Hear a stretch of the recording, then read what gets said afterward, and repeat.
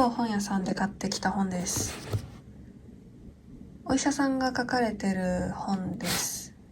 安川さんという方YouTube もやられていて、前にポキ日記を勉強してる時にその動画を見てアクティブリコールっていう方法があるんですけど、それを参考にしてちょっと勉強してました。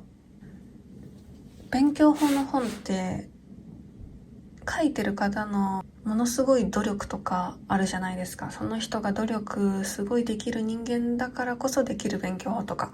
でもこれはそうじゃなくて、もう科学的根拠に基づく勉強法なので、もう信頼できるんですよね、私は。なので皆さんにもおすすめです。まだ全部というかもう1ページも読んでないんですけど、おすすめです。